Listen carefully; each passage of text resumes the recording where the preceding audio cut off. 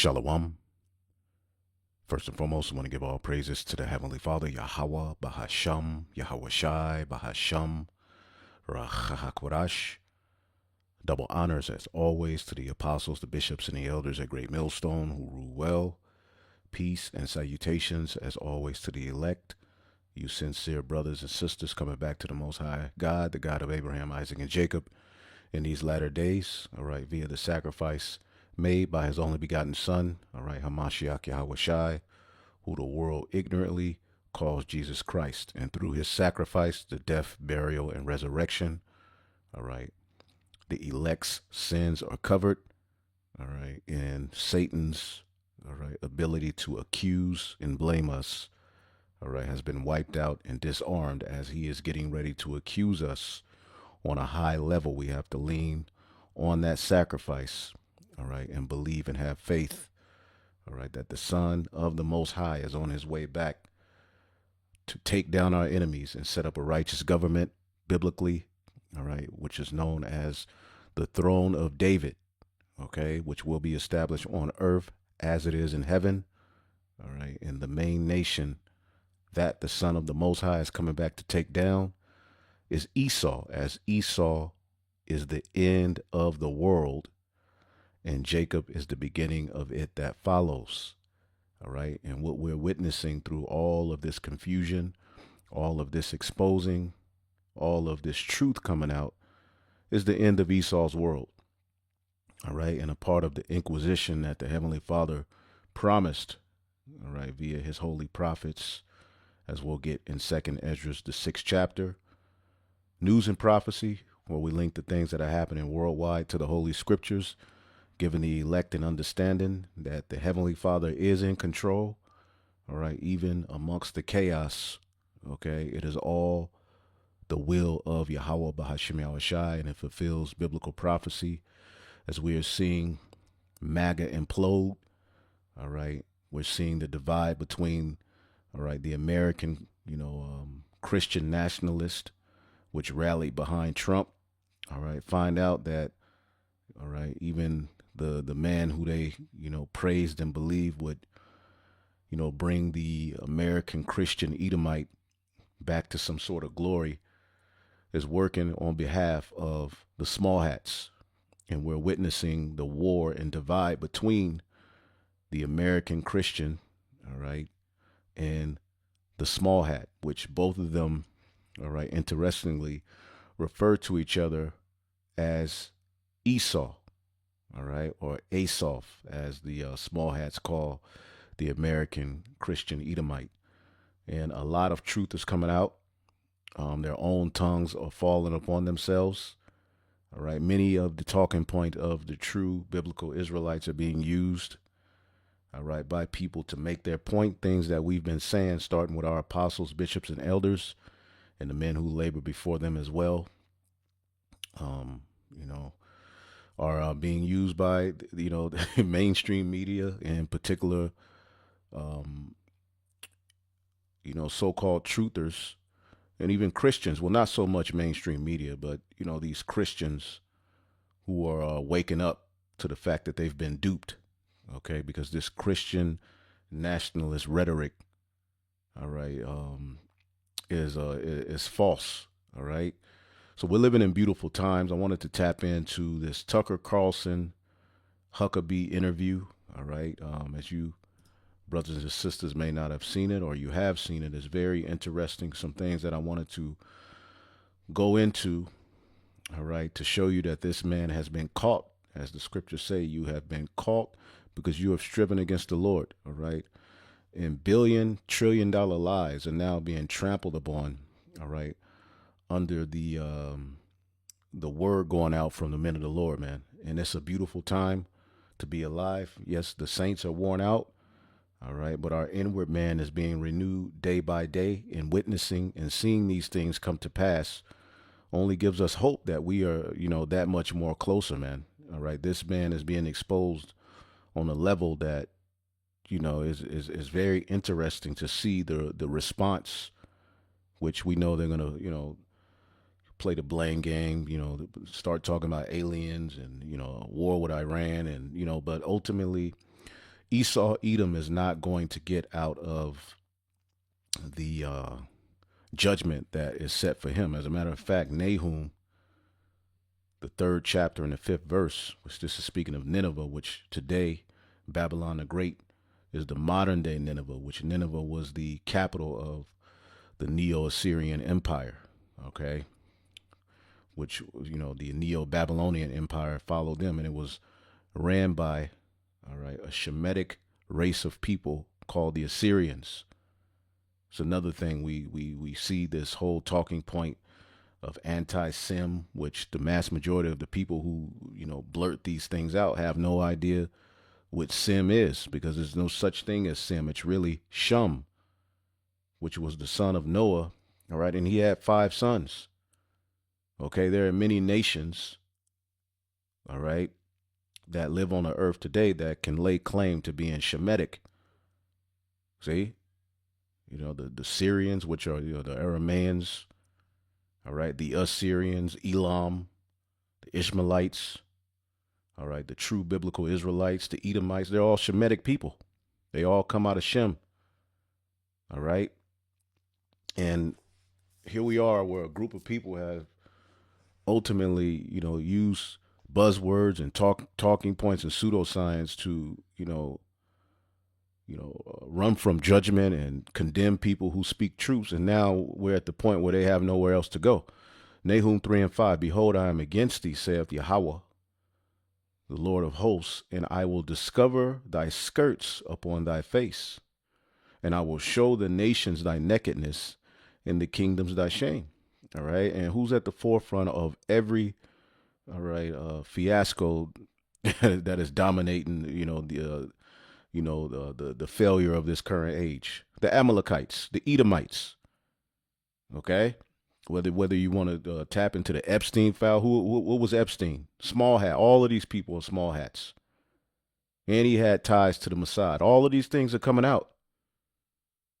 So while they're getting ready to accuse the true biblical Israelites as, terrorists, all right, basically we're finding out who the true, all right, terror is. Okay. Isaiah 47 and 3, thy nakedness shall be uncovered, thy shame shall be seen. I will take vengeance, and I will not meet thee as a man. Okay. Habakkuk 2 and 16, thou art filled with shame for glory. Drink thou also, and let thy foreskin be uncovered. Let the cup of the Lord's right hand, all right, be turned unto thee, and shameful spewing shall be on thy glory. So everything that was for your glory, all right, now there's a shameful spewing being poured upon it. And you want to try to change the history and, rewrite the reality of who you are. You had this devil, I forget his name. He has a documentary now, basically lying about the reality of slavery and saying it wasn't as bad as it was presented. Mike Walsh, I believe that's his name is. Okay, they're tapping back into their pseudoscience, and they're proving themselves to be the devil that the Bible speaks of, which the word devil just means deceiver. Okay, and with this interview that we'll get into between Tucker Carlson, controlled opposition, but we're living at a time where their own tongues are going to fall on themselves. All right, he patents himself to be a Christian. He even spoke to the apostles before, so he knows about the true Israelites. Alex Jones just recently brought up the what he calls Black Hebrew Israelites. They know exactly who we are, and they know what we're teaching. It's true. Okay, and now the Lord is using the likes of this guy, Tucker Carlson, Candace Owens, Nick Fuentes, who are, once 100% MAGA. They're finding out that MAGA doesn't give a shit about the American people or about America itself. They're collapsing your dollar on purpose, all right? And through blackmail, they're being used, all right, to forward the agenda of the small hat and not anything to do with forwarding the lives of you American people. So now there's a divide, as you see here, in what is being called the Tucker Carlson effect. Half of young Republicans, and we're talking about Edomites, there's a divide, Egyptian against Egyptian. See that? Half of young Republicans see small hats as a threat to American way of life. Okay, and as they've pushed all kind of divide and conquer tactics, they've used their media to point the finger at this person, that person, this group, that group. People are seeing the reality of who the true problem is. Okay, as the scriptures say in Second Ezra, the 6th chapter, right, which talks about the end of Esau's world. It says, "As for faith that shall flourish, corruption shall be overcome, and the truth which have been so long without fruit shall be declared." Okay, evil is being put out, and deceit is being quenched, according to verse 27. Okay, verse 18, it says, "Behold, the days come, right, that I will draw nigh and will begin to visit them that dwell on the earth." The Lord is visiting you, devils. Okay, and I will begin to make inquisition of them for what they have done. All right, what they be that have hurt unjustly with their unrighteousness, and when the affliction of Sion shall be fulfilled. So the humiliation and affliction of the true biblical Israelites is being fulfilled at the same time Esau's being questioned, investigated, called out. Even his own people are seeing him for who he really is. So now, all right, just like last year, they labeled this guy anti-Semite of the year. Okay, so he's being used, okay, to push the divide between the American Christian, all right, nationalist who fought and rallied behind Trump, and the small hat. Okay, they're with the American Christian nationalists, particularly the Edomite American Christian nationalists, has found out is that they are also goyim in the eyes of these small hats. So now things are being questioned. Now the American Edomite is even questioning, are they really the true people of the Lord? And it's beautiful. And because of this interview, you know, he went over to Israel to do this interview with this guy. All right, because the small hat, he's on the ropes. So they're having to address things. People are questioning them left and right. They're having to, talk about this and talk about that. Pretty soon, they're just going to shut everything down. But Tucker Carlson had his passport seized. Some people say he was arrested. He wasn't really arrested, but someone who was with him was taken into an interrogation room, right, when he was at the airport. Okay, and he came out on his Twitter talking about it. Some people are saying it's a fake story, but like hell, as he's over there, they gonna persecute him because they're on the ropes. So it's a few videos I want to get into, but I want to start here in this one. All right, and then we're gonna get a few other videos because there's a lot coming out on this devil. I'm pretty sure you all have seen this video where this guy here, right? Today's message. And we'll get into it, right? Which he's bringing out some truths, but he's mixing it with lies, talking about the Edomites are mixed with Canaanite, all kind of. There's no such thing as a mixed race of people. Through the seed of the Father, nations are preserved. Okay, but what he's bringing out here, all right, white American man, all right, is calling the red shield people, all right, the shield of Edom, because they're Edomites. Okay, this divide between the small hat and the American Edomite is only growing. And as we bring these things out, now people are paying attention. As Edomites are coming out with some of the same talking points we're coming out with, now people are like, wow, this could be true. Because this is a thankless job.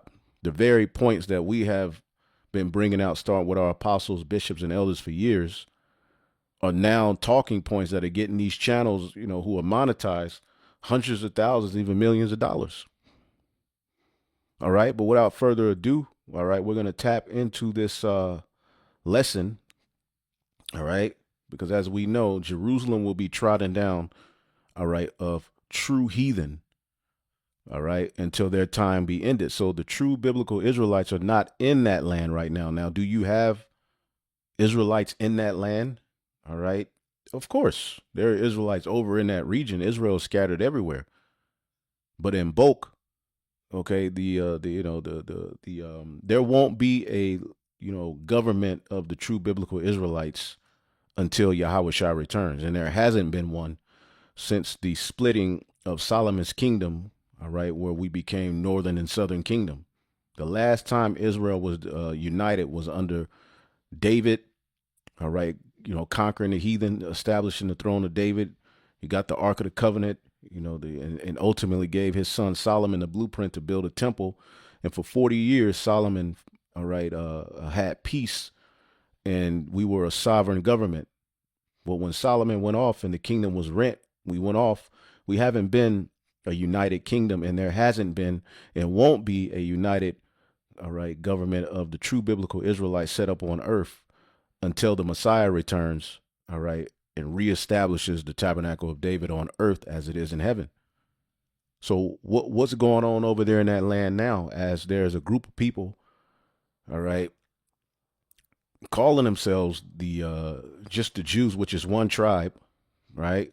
Or it can be, symbolize Judah, Benjamin, and Levi, who went into the Babylonian, Medo-Persian, Greco-Roman captivity, right? So nothing's adding up. People are listening to our talking points. People are starting to question their asses, which is beautiful because the fugitive, all right, is being called out by his own nation of people. And they're all Edomites. They're just different tribes, just like you have different tribes of Israel where the Amalekites are one tribe of the Edomites. And then you have different tribes of Edomites. So the American Edomite is pissed off that ultimately his blessing has been, hijacked, and they're mad. So they're getting ready to go at it, and different truths are getting ready to come out. And all we're going to do is sit back and bring out the scriptures, man.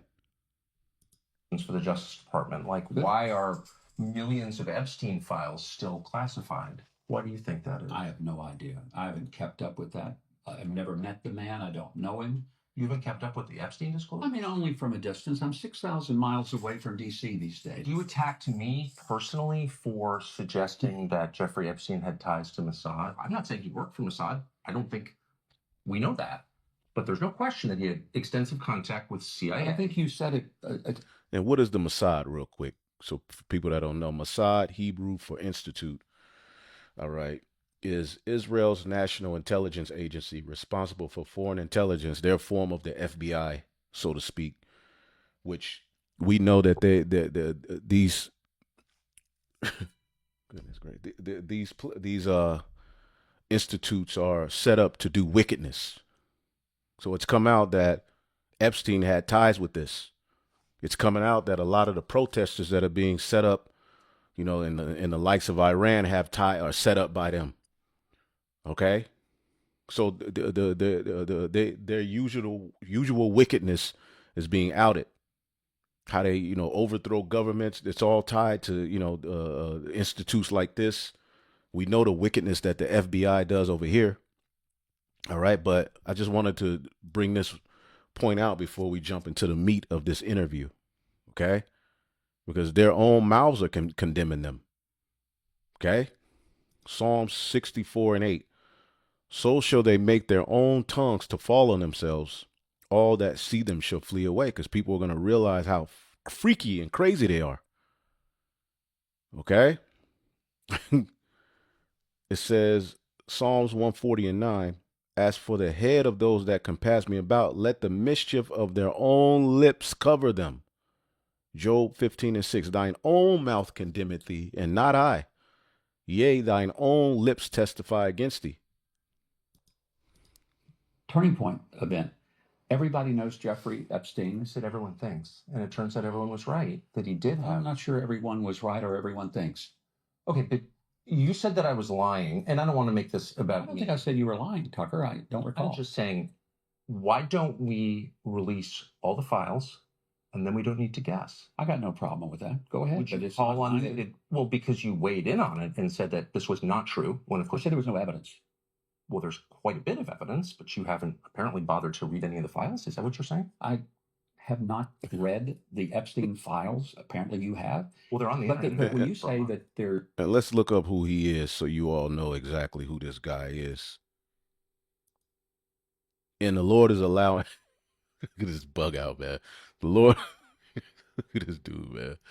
The Lord. Yo, the Lord is allowing this information to come out. Years ago, our channels would have been gone already, which pretty soon they will be, but we're living at a time where the Lord is allowing. Esau's bugged out, man. You know, he's bugged out, man. Okay, but he is oh man, that was funny. He's an American politician, diplomat. All right. Let's see here. He's a so-called pastor.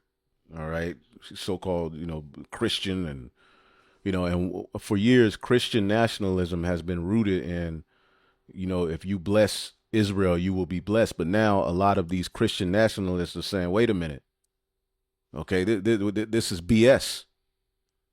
Okay, so he's an ordained Baptist pastor, right?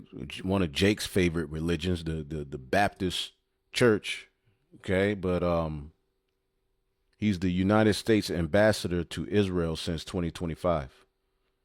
Okay, so he operates on their behalf. Okay, and a lot of people were giving him hell for saying Israel first, and people are like, well, wait a minute, what happened to America first? But let's keep listening. Then we're gonna get to the meat, all right, of this interview and get some understanding, all right, to show you that ultimately these devils are liars, man. Okay, and then shall that wicked be revealed. Everybody knows that Jeffrey Epstein was a Mossad agent. Everyone believes that. I don't think everybody does. I don't know. Well, everyone knows that he had contact with, and by the way, not just Israeli intelligence, American intelligence, which is much more distressing for me. I'm not Israeli, I'm American. I don't want my government having any contact with someone like Jeffrey Epstein. So the shame I wouldn't either. is on the United States, as far as I'm concerned, just to be totally clear about that. Well, the shame is on Esau, Edom, period. Okay, and Epstein is just the one of the crimes of Babylon and you small hats. Okay, very sensitive about the Israel connection, not at all sensitive about the U.S. connection, which I find very revealing. We should care about what our government does first, I think. But since you weighed in on it and said there's no evidence, I'm surprised that since that evidence has been open to the public for a month, since you've already weighed in publicly on this question, that you've made no effort to evaluate that evidence. Why is that? Because this is a corrupt government. Okay, corruption shall be overcome. Okay, that's what rule. That's at the forefront of this man's government is corruption. I just told you I was certainly not aware that there were some specific allegations. I knew about the former prime minister, but y'all believe that? Not sure I ever met him in my many times. I've been to Israel over 100 times since 1973. The first time I came here was 1973, July. And that's almost 53 years of coming and going to this country. So I know the country well. I know a lot of people here, but I don't know everything, and I don't know everybody, but I do know a lot of people. Of course, no, and I can see your love for it, and I think that's great. But I'm talking about the U.S. government and its responsibility to, there's a lot of complaint about conspiracy theories and everyone, he's a hater. Everyone's assigning motive. But there's a way to end these conversations very quickly with facts. And I'm highly confused by... Have you brought this up to the president? No, I don't work for him. I've said this many times. I know you don't work for him, but you go to the White House, you see people there. You and J.D. Vance are very good friends. So have you brought this up to them? Because I have brought this up in public many times. It's not on my portfolio, but apparently... And it's crazy with the allegations and the things that are coming out of that Epstein thing. And it's just kind of like, well, yeah, I don't, Anyway, I just thought that was interesting. Epstein is tied to the small hats. He is a small hat. But this is the meat and potatoes of this lesson. And Tucker, the Lord put a spirit on him to ask some very, very good questions. Let's go. I want to get to as I said at the outset, I said something awful that I regret that my wife barked at me about. I lashed out at Christian Zionists and evangelicals, and I just want to say again that I'm sorry. I've always liked them because they're... And Christian Zionists are hardcore believers that ultimately, the only way for America to be blessed is to bless Israel. Now that's being called into question. Okay. Pro-life, and they're also really nice people. So, for the third time, I'm sorry that I said that. I think part of my problem was I don't understand the theology, and you are not a fake Baptist minister. You're an actual minister. You've had a church for many years. You're an actual theologian. So, and I mean this with sincerity. I hear people say, those who bless Israel will be blessed. I know it's a reference to Genesis. I don't understand the connection between that concept and modern Israel and the geopolitical world. And so I'm going to stand back and Well, let's first define, because, for my days as a debater in high school and college, one of the things I knew, you didn't start the debate till you defined the terms. Amen. Let's define the terms. Thank you. What is a Christian Zionist? Okay. What does that mean to you? What does it mean? I don't know. It's the people who call me a Nazi for asking what Israel means. I mean, that's kind of my. Yeah, but here's the point. If you say a Christian Zionist is a person who has a brain virus and is guilty of heresy, that's a pretty big charge. I know. I shouldn't have made it. I made it out of anger and ignorance. So, and I'm Christian, I think we can agree, is somebody who follows Jesus Christ, exactly has a personal relationship with Jesus Christ, believes in his death, burial, resurrection, has repented of one's sins, and have accepted him as one Savior. Would that be fair? Amen. Christian. Define that. Zionist. And the Christians are Israelites. Okay. When you go into the Holy Scriptures, and that was a derogatory term put on them. Okay.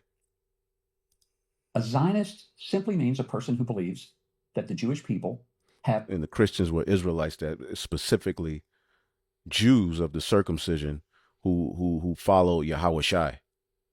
All right. Because when Yahushai came on the scene, he gathered from amongst the Jews who were raised as Jews, known as the circumcision.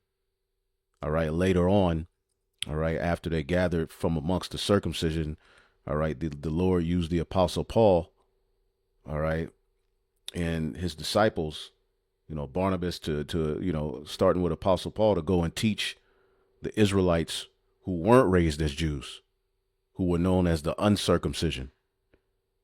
Okay. But the goal prophetically is to bring, all right, Judah and Ephraim back together. Okay. That's the when you get Ezekiel, the 37th chapter, right? Let's get that real quick. Ezekiel, the 37th chapter, right? The purpose of the Lord, all right, as pertaining us going back to that land, all right, is that there will be a reunion of Judah and Israel, the very government that was split and separated at the sin of King Solomon, right? And ultimately underwent, curses, eventually being kicked. The Jews who were in that land were kicked out of that land. All right. Just scattered throughout the four corners of the earth, put in, hardcore captivity. The Lord in the latter days would bring about a remnant. Okay. And the goal, all right, is that he's going to what? Ezekiel 37:21, and saying to them, thus said the Lord God, behold, I will take the children of Israel from among the heathen, whether they be gone, the elect of Judah and Ephraim, and gather them on every side and bring them into their own land. So they wouldn't be brought or go back to their own land, all right, under a Balfour Declaration. The Lord would gather them through a miraculous second coming of his only begotten Son, right? And he's going to make them one nation in the land upon the mountains of Israel, all right? And one king shall be king unto them, and they shall be no more two nations. So it's not about just the Jews going back to the land. All right. So there's they've been able to, control the narrative through lies and pseudoscience. All right. And you American Christians have been duped. All right. Because basically all of you are going off. Neither shall they be divided into two kingdoms anymore. All right. At all. And they would not be involved with idols. And that's what we're going to get into. And another aspect of these small hats is that they follow the Babylonian Talmud. And the mass majority of them don't believe in the Savior. And that hasn't been addressed until these last days, until these times, until the very end. Now is being brought out how, people who so-called believe in Jesus are treated over there. The whole thing is a fraud. There's no prophecy that says that a prime minister There will, the Israelites would go back to the land and agree to a two-state solution with the Palestinians and then have war. No, it wouldn't be no more war. And we'll get into all of these things, but you could just look at these people and see that they're lying. And they sent this man, because many people have questions now about wait a minute, what's this chosen people thing all about? Some of them are watching us and they're like, well, these niggas can't be fully right, but damn, this makes sense. Wait a minute, I want to know what am I actually supporting as an Edomite Christian here in America? What is this? What's going on? Have a right to have a homeland where they have security and safety. Did you believe that the Jews have a right to live in Israel? Do you believe that Jews have a right to live in Israel? That would be a Zionist. That's all a Zionist is. I have Not a million questions. So a Zionist is one who believes that the Jews have the right to live in Israel. Well, we just read how the Lord intends on them getting that land. Okay, it wouldn't be through waging war and fighting. The Lord is going to place them in that land, and when they get there, we'll show you that there's going to be peace. See, what we're finding out is that, as a matter of fact, let's get that in Luke 21 and 24. And they shall fall by the edge of the sword and shall be led away captive into all nations. That's the falling away. All right. When basically the Jews were kicked out of the land, the Romans, and then eventually through prophecy, we would be led captive into all of these different nations and basically, be brought into our final captivity over here in the Americas. Okay. They will be led captive into all nations, and Jerusalem shall be trodden down of the Gentiles until the time of the Gentiles be fulfilled. And how is the time of the true natural Gentiles being fulfilled? Well, it's through what? Signs in the sun and in the moon, the stress of the nations, crazy weather patterns, perplexity, people on the earth, stressed out. We're living at the time of the Gentiles being ended. Ezekiel 36 and 2. Thus said the Lord God, because the enemy have said against you, aha. All right, they even say that today, aha. Even the ancient high places are ours in possession. See that?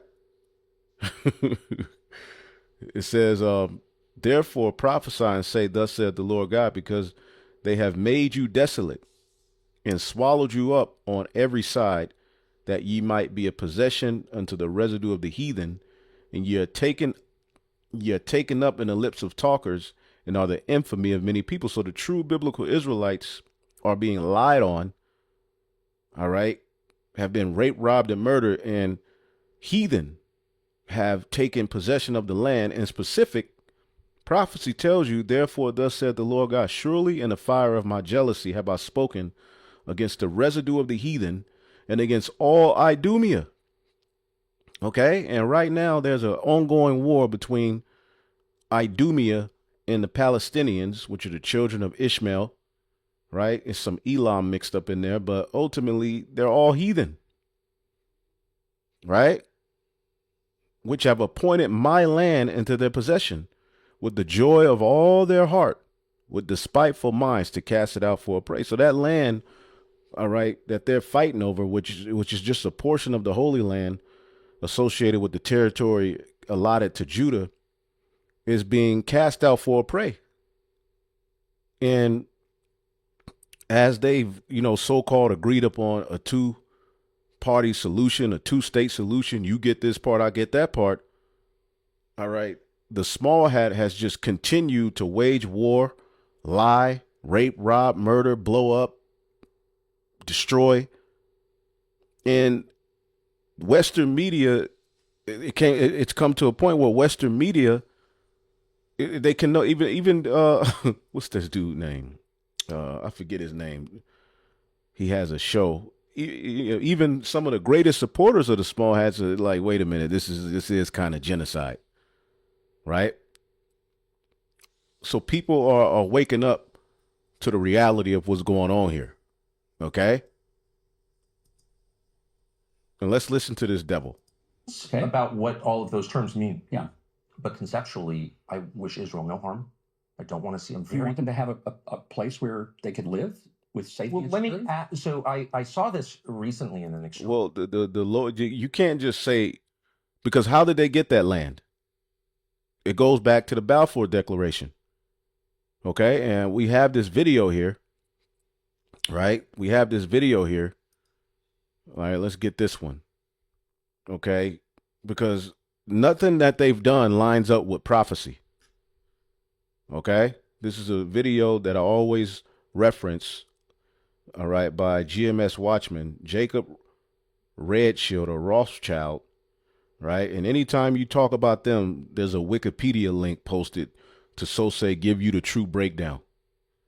But he admits that they are the ones who created, all right, this so-called state of Israel, which what prophecy says that there will be a state of Israel. Okay? There's no prophecy, but this does line up with the prophecies we just read. The Jerusalem is being trodden down by actual heathen. This is nothing but a forwarding of British colonization. Let's listen. November the 2nd, And the video is 10 minutes and 44 seconds. 1917.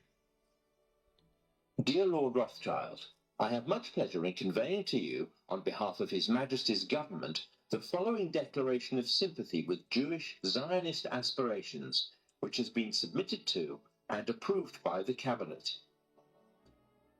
So it's possibly the most famous letter in modern Jewish history, and it begins with 3 words: Dear Lord Rothschild. Why was it that this letter was sent by the Foreign Secretary to your great uncle Walter? See, they have taken crafty counsel against my people, the real Israelites, and consulted against thine hidden ones. Okay? They have taken crafty counsel against thy people and consulted against thine hidden ones. Psalms 83 and 3. Okay? It's an interesting question because he was really interested in ornithology, although he became interested in Zionism. I think the reason was this, that it was primarily a movement from Eastern Europe. But they Moving from Eastern Europe. Okay? They came from Eastern Europe. Okay? The land of Ashkenaz. This is why people have associated them with Ashkenazi Jews when no, they're not of the seed of Ashkenaz, which is Japhetic. Japhet were a dark-skinned people. Japhet, the Minoans, the Polynesians, the Samoans today, they have no part in end-time prophecy. Okay? And they were a dark-skinned people. The Medes were Japhetic. So you're telling me the Medes, all right, who ruled alongside the Persians were the Edomites that are ruling today? Absolutely not. That doesn't make any sense. You go to ancient relics and different historical the Medes were dark-skinned people. Okay?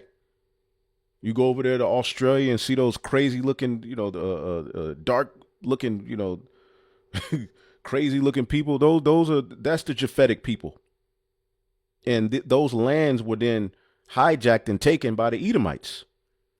So when they came from different parts of Europe, Poland, different parts of Turkey, Germany, they basically were saying, we understand that this land is the land of Ashkenaz, but we were scattered here. We're returning to our holy land as the true Jews. See that?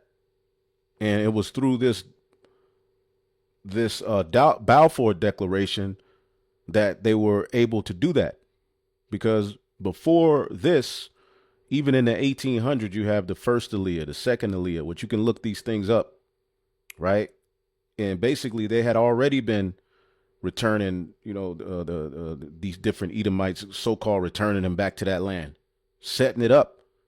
And you have this dude, Ben Gurion, which was an atheist. So this whole thing was not done through the spirit of the Heavenly Father. It was a secular, left-handed play on Esau to try to get his birthright back and to undermine the blessing that's coming to the true Israelites, to cast the land out as a prey. You telling me this is Judah? Because these are small hats.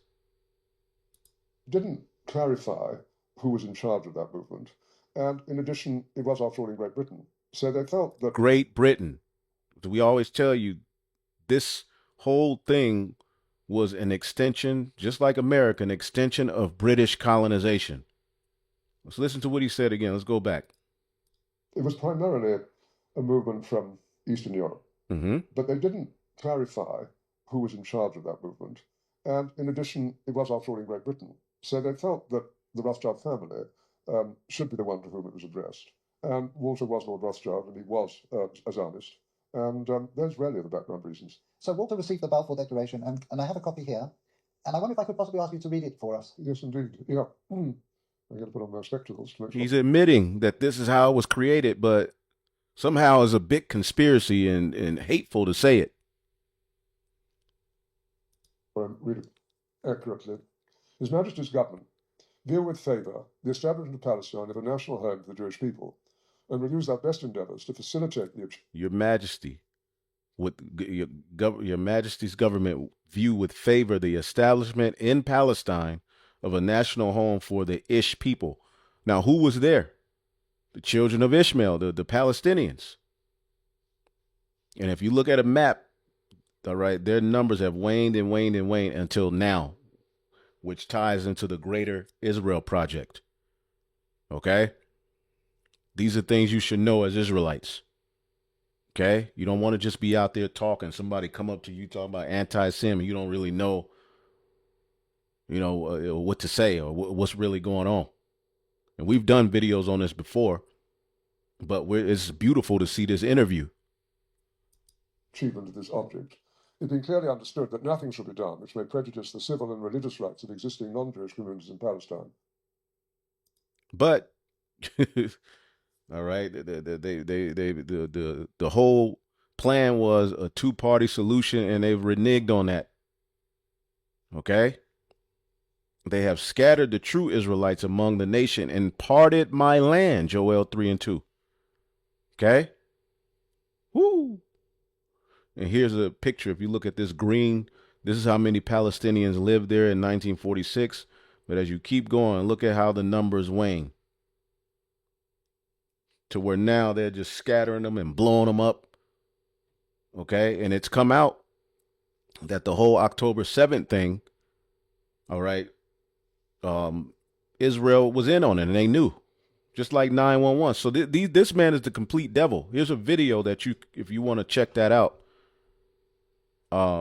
if you want to get in on what I just said, because we still got to be careful. But hey, F it. Watch this video. Bombshell drop. All right. They were in on it. Check this out. Okay. But they used that as a means to what? Continue the war and justify taking more land. Okay. But as you can see, right, he's admitting it. So this All the rights and political status. we're not making it up in just a bunch of hateful niggas jealous of the white man. Enjoyed by Jews in any other country. I should be grateful if you would bring this declaration to the knowledge of the Zionist Federation. Yours, Arthur Balfour. And here it is, the Balfour Declaration. What do you feel when you see it here? I genuinely feel it's one of the most extraordinary moments in the history of the Jewish people. If you think it took 3,000 years to get to this. And then you say... It took 3,000 years going back to Joshua when we were supposed to enter into the land. Now this fulfills it. See that? How did this miracle happen? It's the most incredible piece of opportunism. I mean, if you think you had an impoverished would-be scientist, Hein Weizmann, who somehow gets to England, meets a few people, including members of my family, seduces them. He has such great charm and conviction. He gets to Balfour, and he unbelievably persuades Balfour and Lloyd George, the Prime Minister, and most of the ministers, that this idea of the national home for Jews should be allowed to take place. I mean, it's so unlikely. And then when you're going to go into the history of the people who were in those parts of Europe, all right, there's videos that we have tying them to the Khazars, which were a group of people that just, they tapped into Judaism, all right, and just mysteriously disappeared. No, this is them. Okay, which if we have a little time, we'll get into that. All right, but let's go back to this interview. Right, it's enough. You know, we can come back to this, but out of his own mouth, you can't make this up, man. Extremely telling exchange between the lieutenant governor of Texas, who I know and I've always liked, and a woman I don't know, never met, who's on the Religious Liberty Commission or something. And she said, I'm a Catholic, but I'm not a Zionist. And this ferocious exchange. And he kept saying, and everyone on the panel seemed to keep saying, you have to believe in Israel's right to exist. I've never kind of questioned, just for the record, but it did raise two questions I think are really important. And I hope you'll answer them. One is, where does that right come from? I would say it comes from, essentially, you could say it comes from the Bible. I would say that it does. But it comes also from a long iteration of historical precedents going through the Balfour Declaration of. So where's the Balfour Declaration promised in the Bible? Show me. No, there was a promise made to the seed of Abraham, passed down to Isaac, passed down to Jacob, that fell upon the head of the 12 tribes of Israel. All right, let's get that. Let's get the book of Second Esdras, or let's get Baruch 2. Baruch, the second chapter, and we'll go to the right, verse 32. And they shall praise me in the land of their captivity and think upon my name. So the true Israelites will be in captivity, not in their land, all right, ruling, all right, the world, controlling porn, controlling the Hollywood, okay, with an army, with the backing of Babylon the Great. And they shall return from their stiff neck and from their wicked deeds, that's a remnant, and shall remember the ways of their fathers, which sinned before the Lord. And I will bring them again into the land which I have promised with an oath unto their fathers, Abraham, Isaac, and Jacob.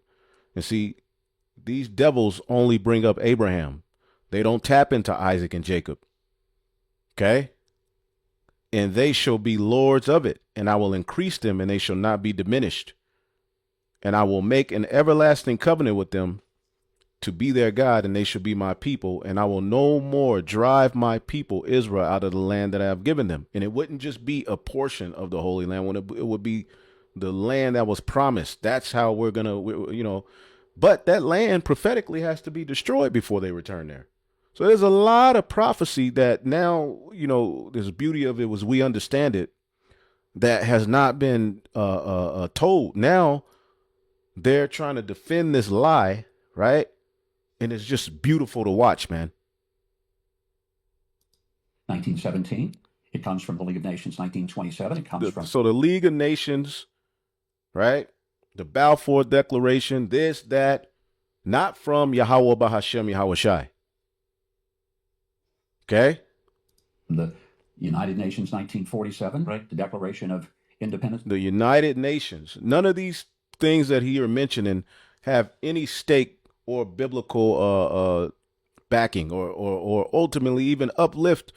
As a matter of fact, let's get it. We got to get Psalms 50, right? We're going to get Psalms, the 50th chapter, right? In the 16th verse. But unto the wicked, the Most High saith, what hast thou to do to declare my statutes?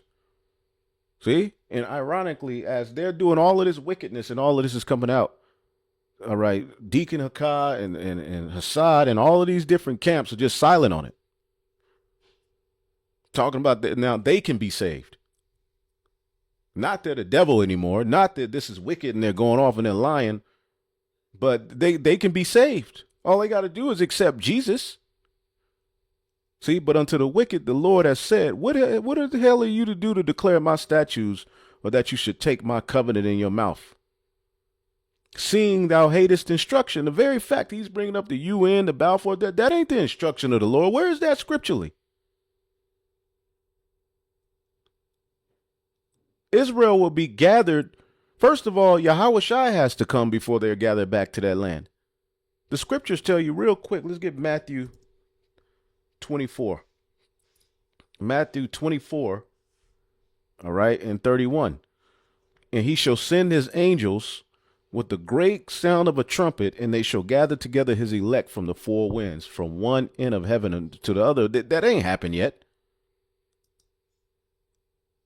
So you hate instruction and you cast his words behind you. When you saw a thief, Psalms 50 and 18, you consented with him and has been a partaker with adulterers. Everything he's bringing up, all of these people are complete Satanists and they operate, all right, in wickedness. They don't push the scriptures. They don't push the laws of the holy scriptures, man. They're doing what the hell they want to do. Just like Cain, he knew what the Lord required, but he did what the hell he wanted to do. You give your mouth to evil and your tongue framing deceit. This is you to a T. You hate instruction. Okay?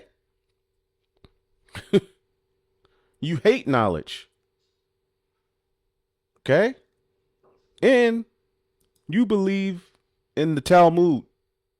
So everything you're doing is in opposition, okay, to what the Most High requires in righteousness. Just keep listening. Of the Israel state in May of 1948. They were immediately attacked. They won the war. They were Now, what happened on May 14, 1948, when they so-called returned to the land? They were immediately attacked. That right there is enough to know that ain't the fulfillment of what the scriptures is talking about. Literally. Let's ask, what happened on May 14th, 1948? On May 14th, 1948, David Ben-Gurion, an atheist, let's look him up. Hey, we're just going to bring it out. This dude's an atheist. Okay? He didn't believe in the Heavenly Father. None of these people really do. They use it as you know, as something to dangle out in front of people to justify the wickedness that they do when they wage war. Well, Joshua was said to take the land. Was we doing it? But when it comes to the instructions of the Heavenly Father, okay, this is the first prime minister. Now, where in the scriptures is a prime minister promised? Okay? And it's well known that he was an atheist, but I bet if you ask, they're going to make up some type of lie.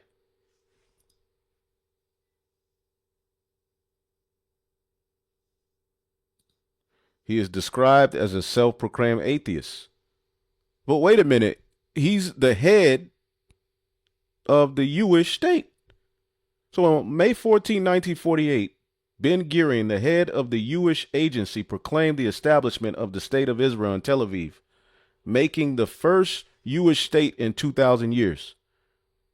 This declaration took effect midnight, okay? All right, midnight upon the expiration of the British mandate for Palestine, leading for immediate recognition by the United States, all right, and the start of the 1948 Arab-Israeli War. And to this day, these Arabs don't acknowledge them. All right, some of them do, but a lot of these Arabs, even Iran, they don't acknowledge them, which Iran is Elam. They don't acknowledge them as the true Israelites. But this started a war. Following the declaration, 5 Arab nations invaded, beginning the 1948 Arab-Israeli War. Because wait a minute, we here, which we don't support the Palestinians, we don't support, we're just calling the truth. Who was there first? But then you're able to just establish a decree, and now the land is yours. So they started fighting, but the scripture said what?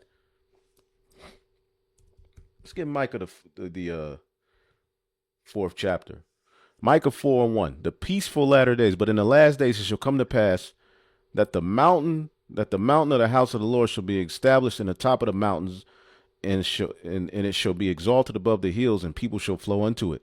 Many nations shall come and say, let us go up to the mountain of Yahweh, and to the house of the God of Jacob, and he will teach us of his ways. Is that happening now? And we will walk in his paths, for the law shall go forth of Zion. That's another thing. You're supposed to be teaching the whole world the law when you get control of that land. Well, they're getting ready to set up that land to push technocracy. It's going to be a hub of this whole border peace thing, but they're setting up this state as to forward their MOTB, not to forward the laws of the Heavenly Father. They want that to be a utopia for technology and science. So again, this is Esau trying to get his birthright back, but he's doing it and he's doing it by left-hand means. For the law shall go forth of Zion, and the word of the Lord from Jerusalem. And he shall judge among many people. This is what Yahushua is coming to do, and rebuke strong nations afar off. They shall beat their swords into plowshares and their spears into pruning hooks. Nation shall not lift up sword against nation, neither shall they learn war anymore. So ain't gonna be no more war when we get into that land. See that? Ain't gonna be no more war when we get into that land. The hell is going on here? See that? This is scripture I'm looking for in Psalms. Boom. Psalms 46:9. He maketh wars to cease unto the end of the earth. He breaketh the bow and cutteth the spear in sunder and burneth the chariot in fire. Right now, everybody's getting missiles and defense systems. We just read that it's not going to be war no more when we get into that land. When the true mountain government, the throne of David is settled, the goal is for peace to be established, but we're going to disarm. It ain't going to be no more war. What the hell are they talking about? It's no more war. They're not going to go to war anymore. So everybody's going to war, but the very night you get there, there's a war. Attacked again in 1956. They won the war. They were attacked again in 1967 by 5 countries. They won the war. They were attacked again in 1973 in the Yom Kippur War. They won the war. The point is, does Israel have a right to exist? They also had wars in 1982 in Lebanon. They've had intifadas. All these wars. Now, Tucker don't know the scriptures, so he should be like, well, wait a minute. Does not the scriptures say there wouldn't be any more war? But see, this is why they got to demonize us before they actually, because they don't want us in the position of the interviewer. For those, they had Lebanon again in 06. I was there. No, I'm very familiar with the modern history of the state. Okay. Pretty familiar, I think. The Zionist simply means somebody who believes that Israel has a right to exist. Now, the question is, do you believe Israel has a right? Zion, right? Zion, let's go to the Hebrew word. Okay, Zion. Okay. Let's go here to Zion. To Zion, parched place, another name for Jerusalem, especially in the prophetic books, or it can mean, right? This was the capital of our kingdom. Okay, in Jerusalem, where the temple was built. Monument, market, signpost, something to remember, a pillar, something monumental, the elect. See? So wait a minute. What is he talking about? He not going into Hebrew word. He just talking out of secular history in his own damn heart, his own mind. And the jig is up, man. I guess. I mean, I want Israel to exist. Well, no, but I want to know what that means. So, like, do other countries have a right to exist?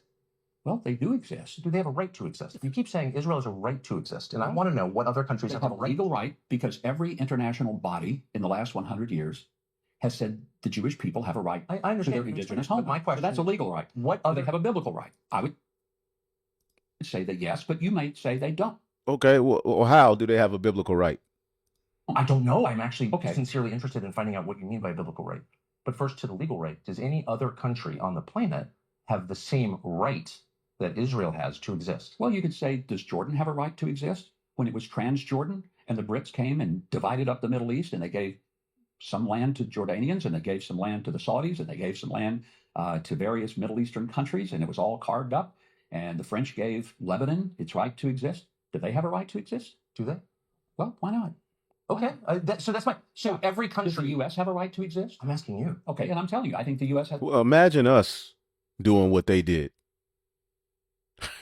It would be demonized everywhere. But now it's time for you to be demonized. Everybody's figuring out your rhetoric, man. But imagine we just said, you know what, this is our land, and went and just took over, and had all these wars. Come on, man.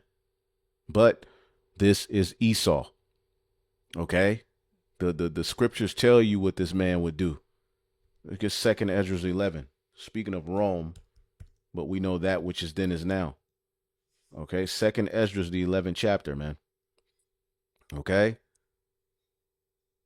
41. For the earth hast thou not judged with truth, for thou hast afflicted the meek, thou hast hurt the peaceable, you have loved liars, you have destroyed the dwellings of them that brought forth fruit, and have cast down the walls of such as did thee no harm. And then you use Western media as a means to push propaganda to justify you and all of these assaults, man. Okay? I have made Esau bare. This man is bare. He's wide open. Call Halal Yahweh Shemiah Shai. Okay? Has a right to exist.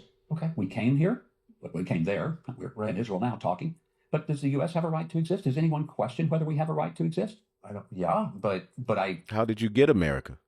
Of course, I'm for America. Good for you. But so every current country on the map has the same right to exist that Israel has. Is that what you're saying? I think what we're saying is that when a country has established itself and it is following international law, it has been deemed by numerous bodies that it is indigenous to its homeland, as Israel is.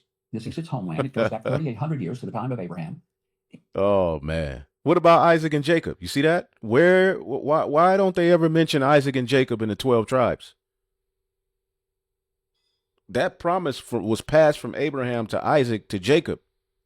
It's not that the Jewish people just showed up here in 1948 and said, we're going to have some land. Hold on. So those are two different tracks, and I just want to make sure that we separate them so I understand each one separately. All right. So you're saying there's the modern legal framework. Matter of fact, let's get 2 Ezra's. Okay. Well, let's finish this. 2 Ezra's 11 and 43. Therefore is thy wrongful dealing come up to the highest, and thy pride unto the mighty. The highest has also looked upon the proud times, and behold, they are ended, and his abominations fulfilled. So, amen. And that's going to be through the revival of Rome, which that's what this is. And remember, when Rome was ruling, the Herodians, which are Amalekites, I believe in the spirit, had controlled over Jerusalem.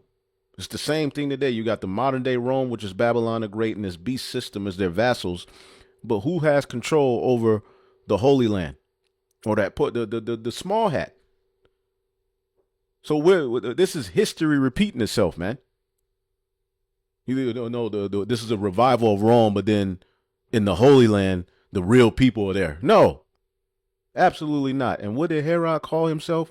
King of the Jews. And how did they, claim themselves to be Jews? By marrying into, the Hasmonean dynasty through an Israelite woman of the tribe of Levi, I believe.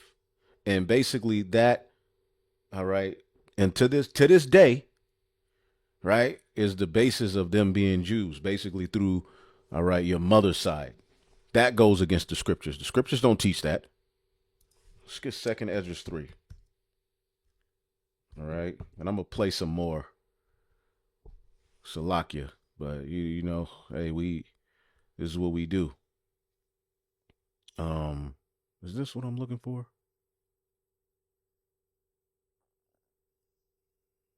What did I get? 2 Ezra 3.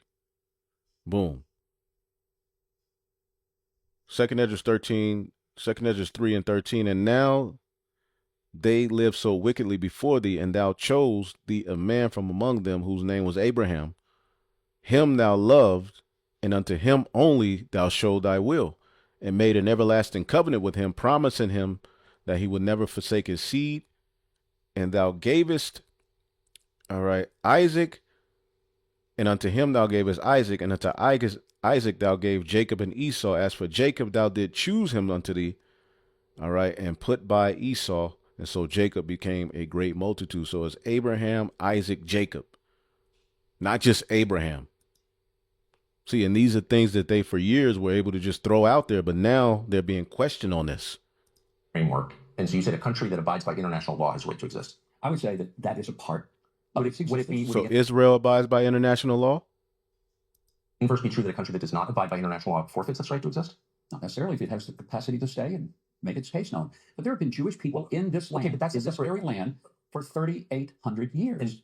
Okay, so, but you're saying as the modern nation state with borders and a military and a Knesset and just all the kind of trappings of a modern country, all of which I support, that country has, every country on the planet has the same right as Israel to exist because it does exist. Is that what you're saying? I'm just trying to understand the concept here. Well, I think what we're trying to get to is Christian Zionism, and you've taken this way off the I road. don't know that I have. I don't mean to. Christian Zionism is a separate thing, but I just keep hearing people say Zionism is the belief. That's the fundamental argument that's going on. Does Israel have a right to live in their indigenous, ancient, historical land, a land that has been affirmed throughout international organizations, a land that has direct ties to the Jewish people? I just want to know if this is a universal principle. I guess that's what I'm getting at, because if it's not, then it's meaningless to me, because as a Christian, I believe in universal principle. Something is right Going off.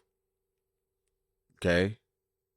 for everyone, or it's wrong for everyone. If the We Jews don't didn't- believe in special But cases. here's the question. If the Jews didn't have this land, would the Jews have a right to any land?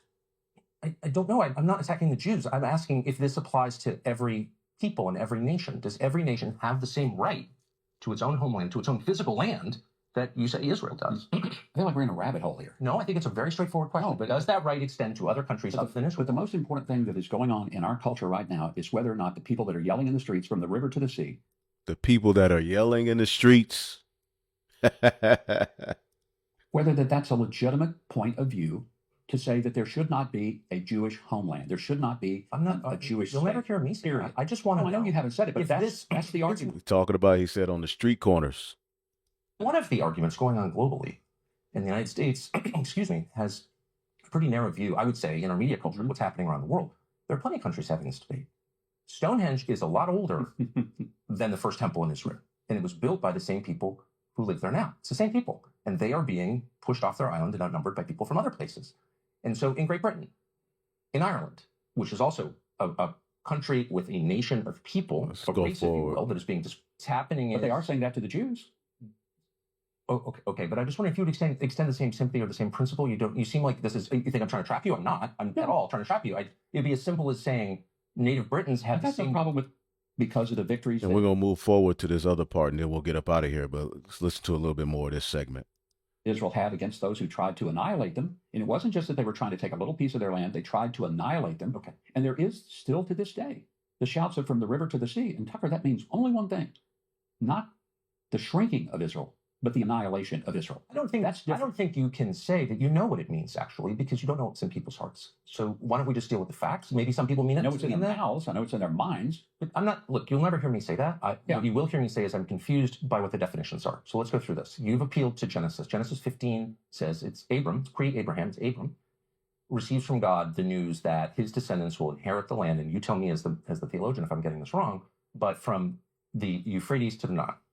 I think that's right.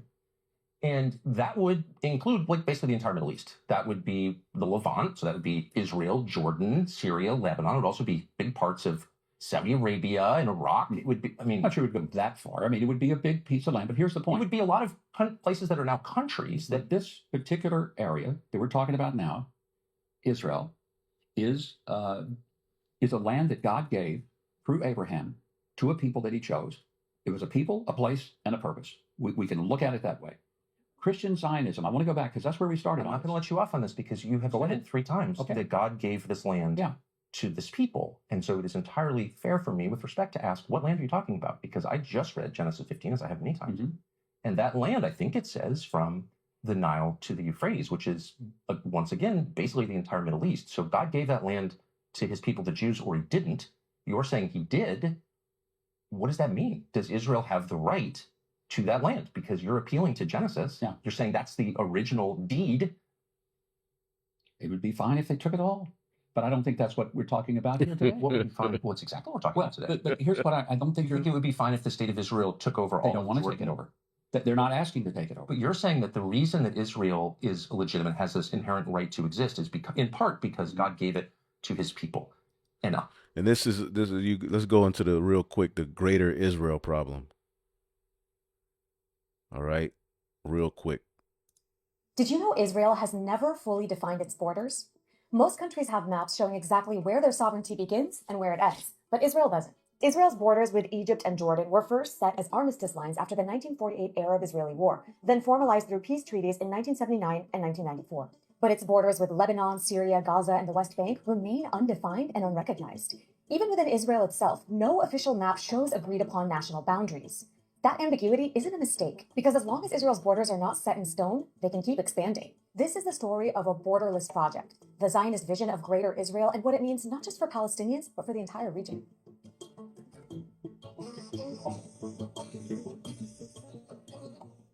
For more than a century, Zionist leaders have pushed for the establishment of Greater Israel, a state of Israel that would stretch far beyond the territory it controls today.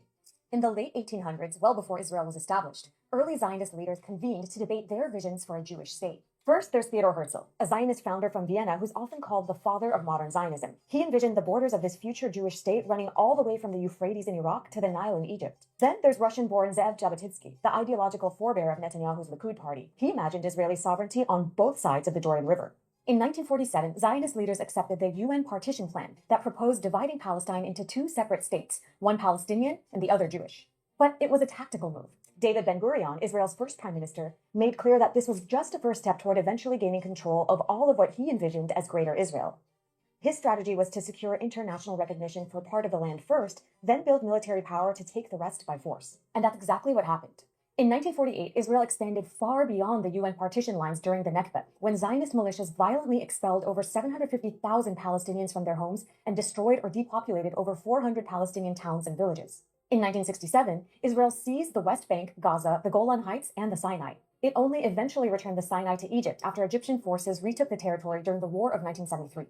Ever since then, Israel has continued expanding its territory throughout the West Bank by establishing facts on the ground, settlements, outposts, and military zones that have proven impossible to reverse despite being illegal under international law. The population of Israeli settlers in the West Bank and East Jerusalem has skyrocketed from just a couple thousand in 1967 to over 800,000 today, with the past year seeing the largest expansion of Israeli settlements to date. For a long time, despite Israel's gradual expansion, most Israeli leaders distanced themselves from Greater Israel proclamations, at least publicly, as to not provoke neighboring Arab countries they sought to normalize relations with.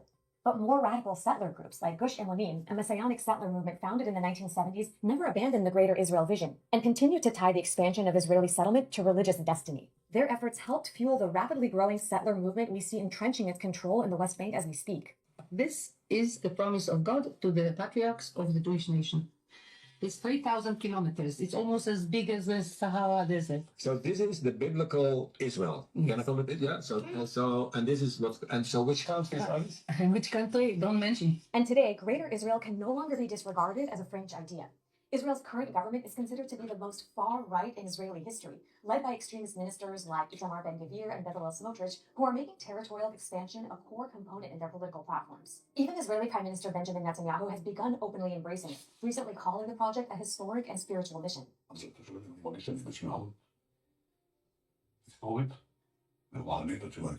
It's a statement with huge implications, not just for Palestinians, but for the whole region.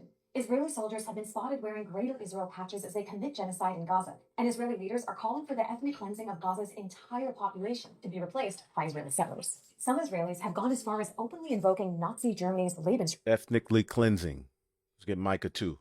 Okay? Micah chapter 2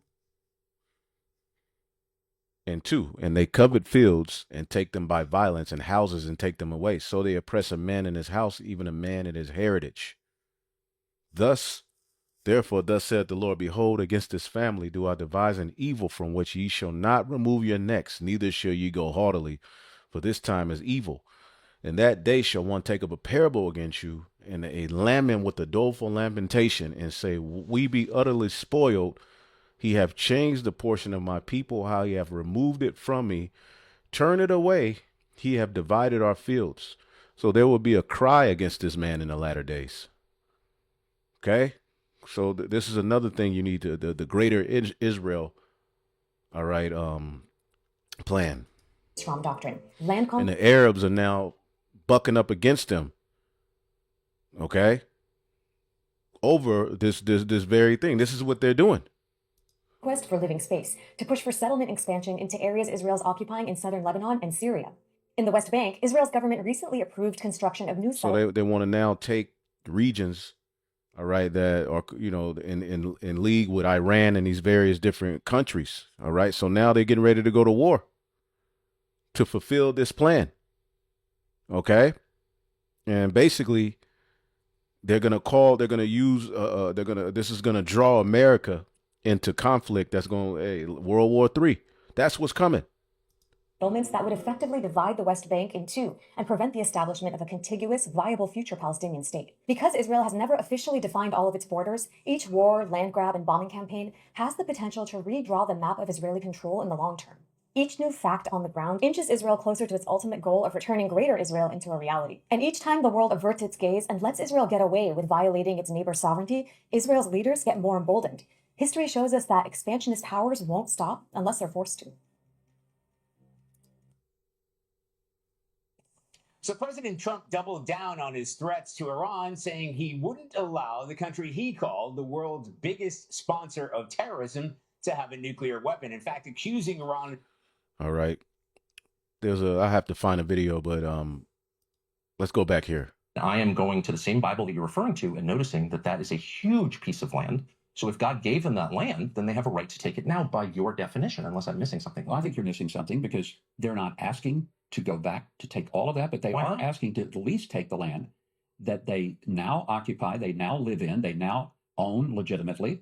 And it is... What prophecy is that? No, we're going to have the whole Holy Land. A safe haven for them. Well, may I ask, though, it's because you're explaining what Christian Zionism is and your theological beliefs. And you think you just said it would be fine with you if the state of Israel took all of all of Syria, all of Lebanon. That's really not exactly what I'm trying to say. I'm asking, is that what you said? I thought that's what you just said. It was somewhat of a hyperbolic statement in that, you know, if that's what you feel like that we're talking about, but it isn't. We're talking about this land that Israel, the state of Israel, now lives in and wants to have peace in. They're not trying to take over Jordan. They're not trying to take over Syria. They're not trying to take over Iraq or anywhere else. But they do want to protect their people. No, they're not trying to take over Lebanon. But you're saying that as a religious man, as a Christian Zionist, you agree with a lot of religious communities here in Israel that the justification for this country is theological. It's a contract between God and his people.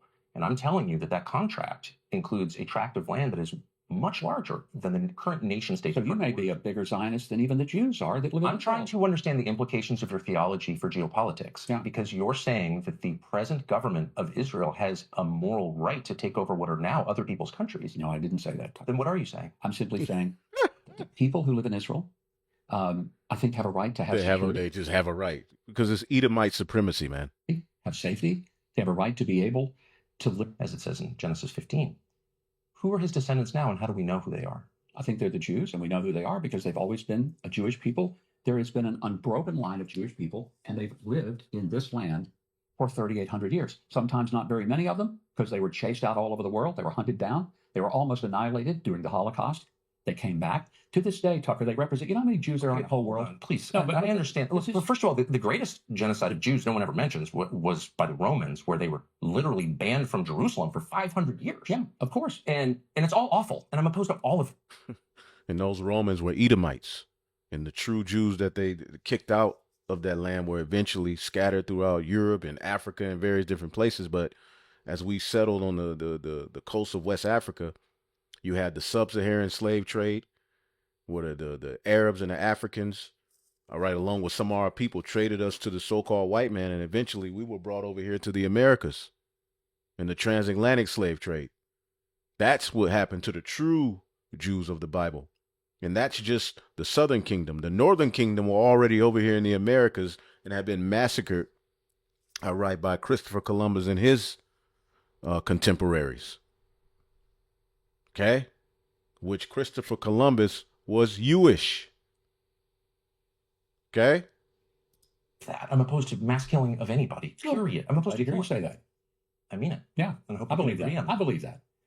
My question is, and it's not a bumper sticker answer, it's a sincere answer, how do we know? Because what you're saying is that certain people have a title to a highly contested region.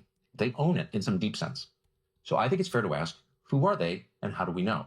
So the current prime minister's ancestors weren't from here within recorded history. He has no deed. Bibi Netanyahu, on one side, his family's from Poland. They're from Eastern Europe. So how do we know that he has a connection to the people who God promised the land to, Abram's descendants? How do we know that? Well, if you take the genealogies that come not only from the Old but the New Testament, you see that there is a historical connection through the entirety of the Old and the New Testament that details the Jewish connection to this land. Does that include Bibi's family? How do we know that if his family... He said, does that include Netanyahu's family? And right here, it's now coming out because the wicked is being revealed. Recent 2024 DNA research by Spanish scientists suggests Columbus was a Sephardic Jew, which a lot of Jake are Sephardic Jews, but ultimately he's a small hat. Point blank, period. They were scattered. But how do we know it's the same people? No, why is that crazy? If you say to me, if they speak the same language, if they worship the same God, if they... Whoa. So they speak the language that Adam spoke? Absolutely not. Okay, Yiddish is mixed with German. Okay? As a matter of fact, let's ask that. All right? Is the Yiddish language, and no one no one questions this. They got vowel points and bullet points, all this madness by Ben Yehudi, right? Is the Yiddish language mixed with German? A mix of Hebrew and German. Yes, man. Yes. So wait a minute. Yiddish is fundamentally a fusion of medieval German dialects, Hebrew, Aramaic, and Slavic languages. So how is that the pure language? That's the language that Adam was speaking. That's the language that David was speaking and Solomon. They were speaking German dialect. Come on, man. Again, we got the goods on you guys, man. It says it's a West Germanic language historically spoken by the Ashkenazi Jew, and we have lessons that we'll continue posting and going into. All right, it says a distinct subgroup of Jewish diaspora. Okay, the group traces its origins to the Holy Roman Empire. Well, who ran the Holy Roman Empire? Jake. All right, but the pagan Roman Empire was ran by the true Edomites, man. Okay, but either way it goes, this is not the true language, man. They follow the same Bible, if they follow the same cultures and traditions, and they always pray next year in Jerusalem, and they pray for the peace of Jerusalem, and they pray facing toward Jerusalem, does that not give you a little bit of a clue as to who they are? Let's go through those things, because I would like to have a rational... This is the conversation I've wanted. Bless you. Thank you for doing this.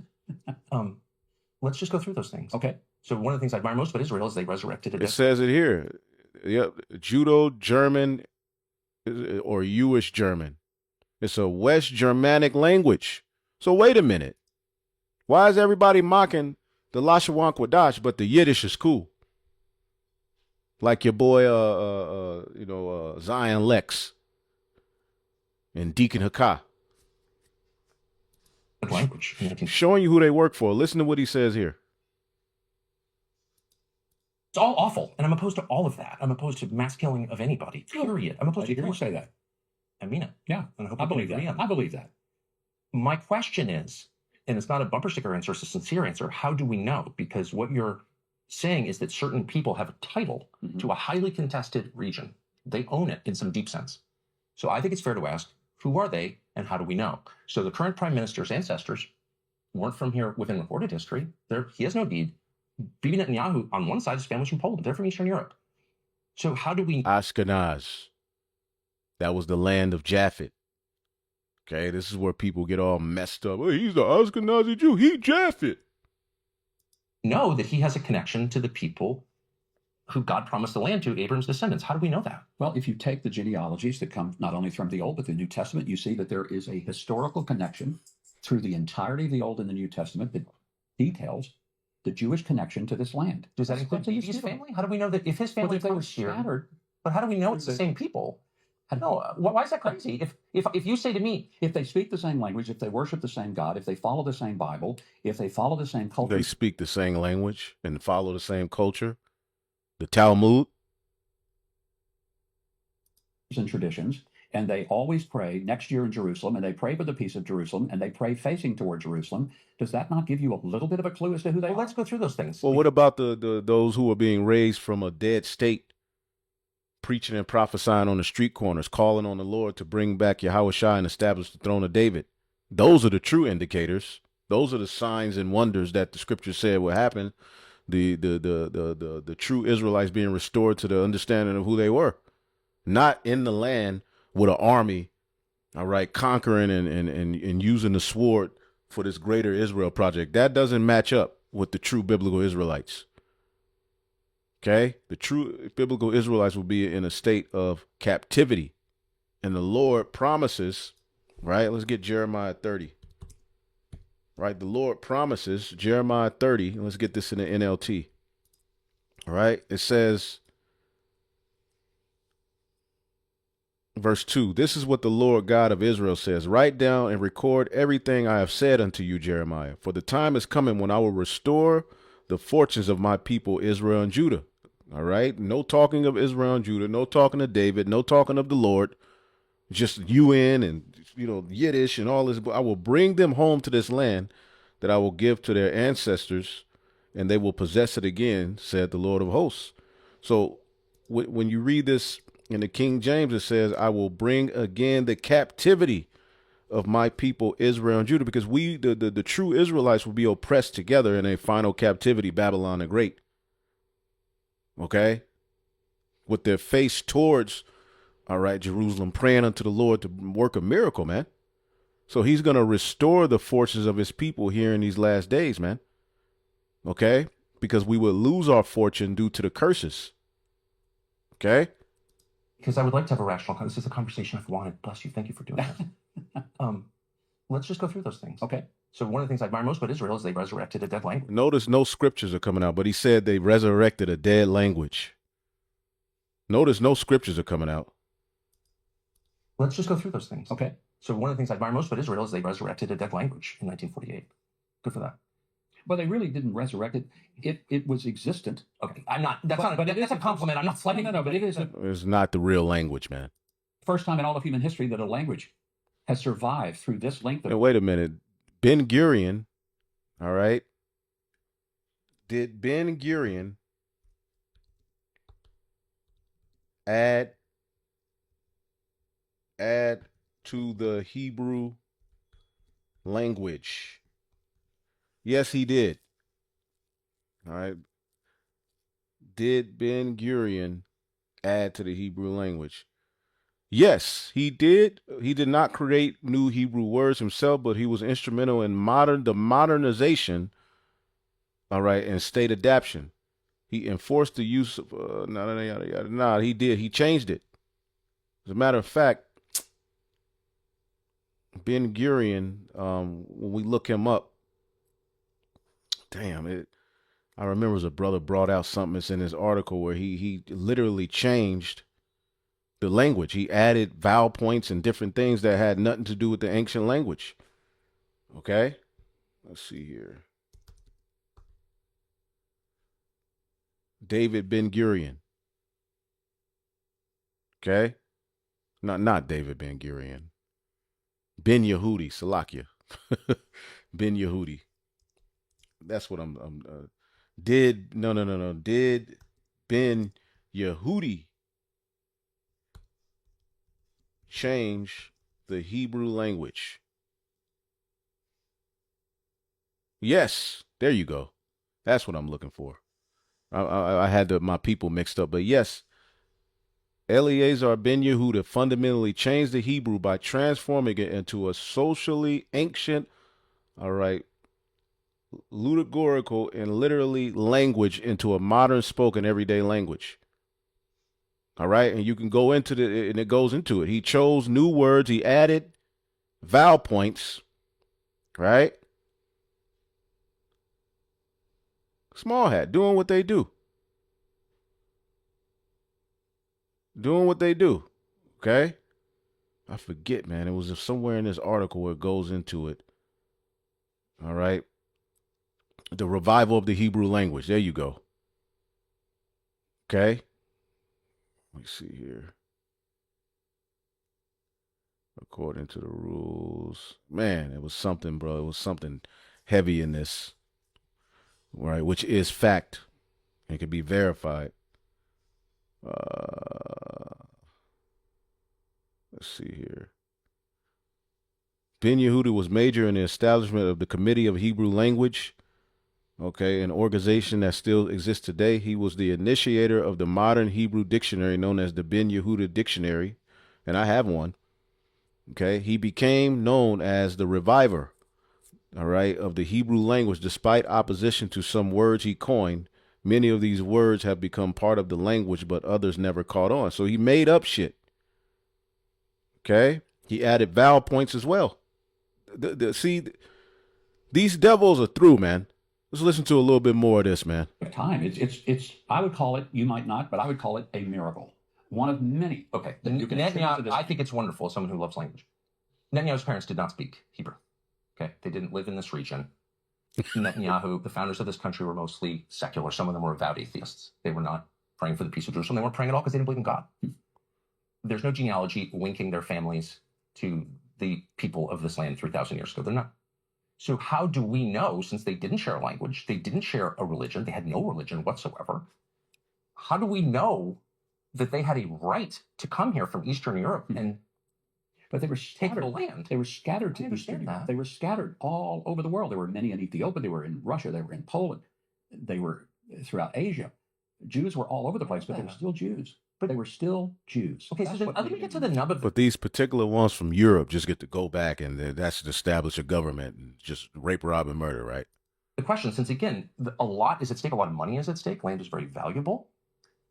Israel has a lot of resources. By the way, if you're accused of crime, you can hide here. That's a pretty good passport to have.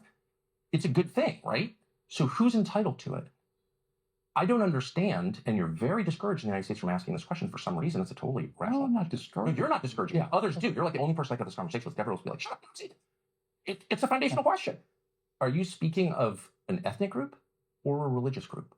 Well, I think you're looking at, for many people, it is religious. There are people who may not have a deep religious connection to Judaism, but they're still Jews. Okay, so it's an ethnic category. It is ethnic, but it is also religious. It is rooted in religion. It's both. It's ethnic and religion. What religion? They keeping the law, statutes, and commandments? Okay. You can't take it out of it. Now that means that how can an atheist? Well, I will tell you this: there are some people who say, "I'm Christian." They never go to church. They never pray. They never read their Bible. No, the very people that had their hands in establishing this were atheists, Satanists, and freaks. But they're not entitled to citizenship on the basis of that. Well, they're not entitled to. They still call themselves Christian, even though they identify in that way. Here's the difference. You're saying that people who have this identification have a deed to a huge chunk of land on the Mediterranean. Okay, so there's, it's a right. You keep telling me it's a right, and so it's totally fair to say if you come to my house and say I've got the title to your house, I get to ask, may I see it? Where'd you get it? And that's exactly what happened here. People from Europe, Eastern Europe, came here. In a lot of cases, atheists, and kicked out a lot of people who lived here. Land. Well, but they did not just throw people. They bought a lot of land. There's no question about that. A lot of land. But they also, in 1948, kicked out. What scripture say they're gonna buy land? Are y'all seeing this? A lot of people in the war. It was a war. I agree. I'm not want to relitigate the history. I'm just saying it's a fact. Okay. Including a lot of Christians. A lot of Christians wound up fleeing, and they lost their homes, and they've never been allowed back. And all of this was justified on the basis of this identity that forms. There's the ticket to the right that you keep referring to. Right, and we showed you. All right, well, let's play this part of Elder Malcolm's video. All right, critical race, historical facts. The disingenuous lies of pseudoscience have failed, and E is made bare in the worst way. The Edomite J-ish. The Edomites begin to call themselves, the Edomite Jews begin to call themselves Hebrews and Israelites in 1860, and this is from their own resources. Encyclopedia Judaica, 1971, volume 10, all right, volume 10, and section 23. Next source, and there are many more. These are just two that I decided to keep. Esau Edom is modern Jewry. 1925, Jewish Encyclopedia, Volume 5, page 41. They are not Israel or Judah. So it's the evidence, just because you choose to look the other way, Mike Huckabee, and all of the world and all of Judaism today, when the receipts and the evidence are presented, doesn't make it not so. All right, you try to convince the people, you know, that up is down and down is up. You know. So this is where that, you know, this is the Balfour Declaration. Starts to fight a difficult battle with the British cabinet, and this letter goes through 5 drafts, as you know. And in the end, it comes out as a rather compromising letter. I mean, the central point is there for the Jewish community to fasten on to. You have the first bit, which promises a national home rather than the national home, and then you have the bit that nothing that's to be done should in any way harm the Arab community. But you come back to the big point, which is that this is perhaps Was that upheld? the greatest event in Jewish life for thousands of years. And it's a miracle that it took place. Yep, Ezekiel 36:2. Thus saith Yahweh, because the enemy have said against you, aha, the ancient high places, the land of Israel, are ours in possession. Okay? So, leader of diaspora Jewry, it also played a very significant role in the early years of the establishment of the pioneer communities in Israel as well. Edom is modern Jewry. The brother just brought that out. There were 2. Now, I want to play this video, all right, which he's going off on a lot when you watch his actual video, but listen to what he says. Today's message is Shield of Edom. Everybody say Shield of Edom.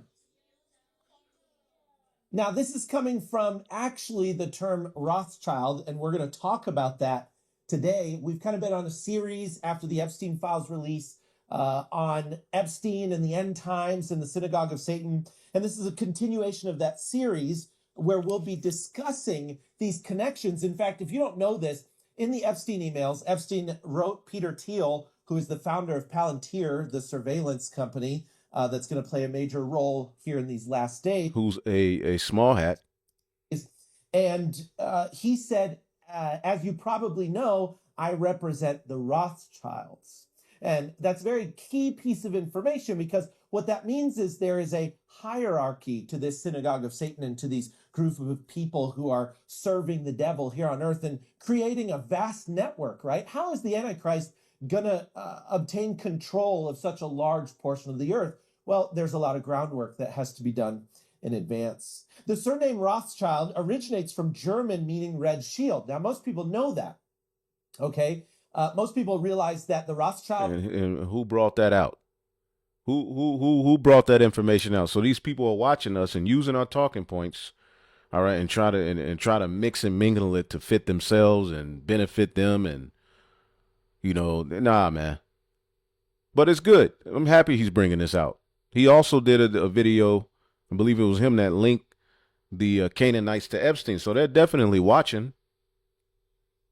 Are Ashkenazis, they're German Jews, and that their last name means red shield. They've been around for a long time. They played a major role in the facilitation and founding of the current modern state of Israel. And we're going to talk about that today. You heard that? But here's the means red shield. They've been around for a long time. They played a major role in the facilitation and founding of the current modern state of Israel. And we're going to talk about that today. But here's the part that people don't know, and we're going to make a lot of connections. So today's sermon is really going to cover not just the Rothschild family, but this long-term connection from Edom all the way to the Antichrist in the last days. Wow. And I want you guys to see these key connections. When it's translated into Hebrew, based on its etymological meaning, it corresponds to Magan Edom. Okay, what do I mean by that? The term Rothschild, that family name... Shield, Magan, all right. Edom, red. All right. Adawamium, all right. Red.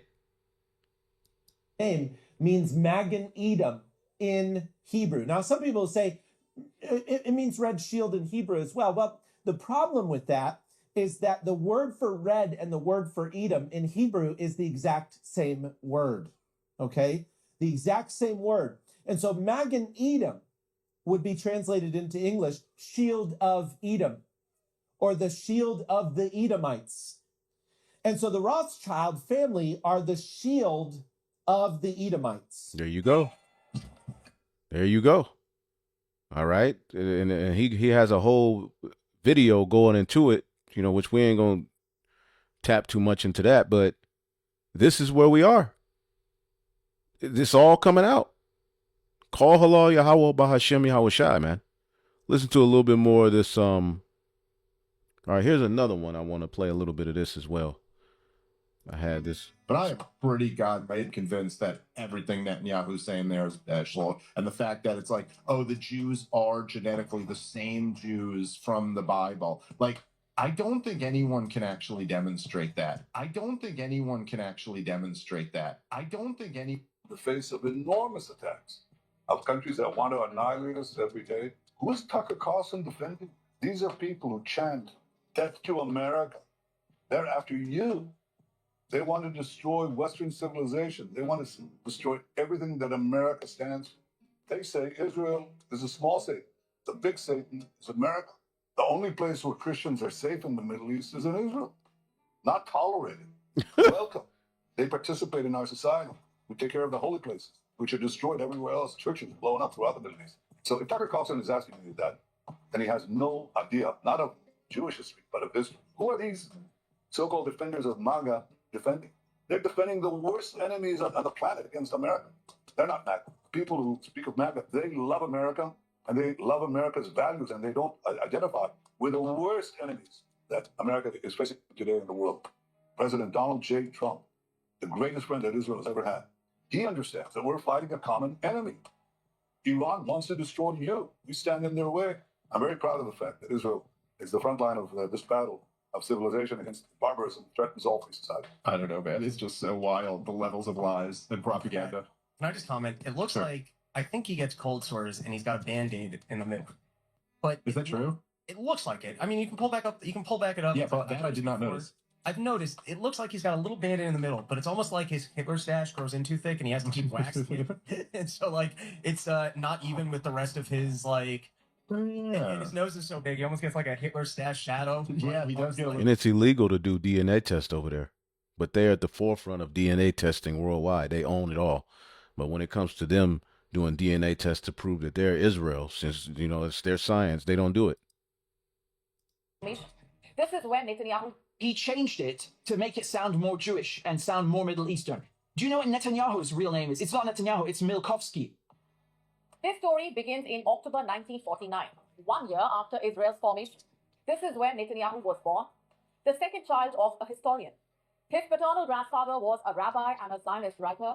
His name was Nathan Milkovsky. Later in life, he Hebraized his surname from Milkovsky to Netanyahu, a name which means God has given. This is Yair Netanyahu DNA test that has been leaked. You can see right there, his Y DNA is RM198. Descendants of RM198 come from Poland, Russia. Where the Edomites were, the land of Japhet. See that? Germany and other European countries. Does this look Semitic to you? Does this look Middle Eastern? Maybe you will ask, who is Mr. Milkovsky? I did ask him, you told me, but I didn't know before. He is Benjamin Netanyahu. This is the real name, Prime Minister or President of Israel, a colonial sovereign state of Israel. I swear to God, go and look it up. You'll find Milkovsky. That's his real name. Remember what Israelis are. Israelis are European Jews. They don't come from Palestine, but they want you to make you believe. They want to make believe and make you believe that they come from this area, that they are indigenous to the land, that they're so Jewish, right? Even though they have no connection. So they changed the names. And we do have DNA tests, which, by the way, are banned in Israel. You're not allowed to get DNA tests in Israel. Ladies and gentlemen, my DNA. Now, I bet you thought it was going to be a lot crazier than that, right? Now, you might ask yourself, why is it illegal to obtain this in the state of Israel? Because it proves through your DNA that Jews around the world have no ancestral ties to the land of Israel. But according to Israeli law, the fact that I have Jewish blood gives me more right to somebody's holy land in the land of Palestine than somebody that has been there for hundreds of years. Doesn't make sense. Who the hell are you anyway, right? I mean, hey, I don't care where they came from. I don't care about religion. I don't care about any of the gobbledygook, right? But a bunch of Aryan-looking people that comes from Eastern Europe and pretends that God gave them the land 2,000, 3,000 years ago, right? And oh no, we're the real Jews. It's kind of strange. Hey, we ain't saying it. They saying it, right? So my question is very simple. I'm going to wait patiently for an answer. Does this right derive from religious affiliation or from genetics? And I would say it's both.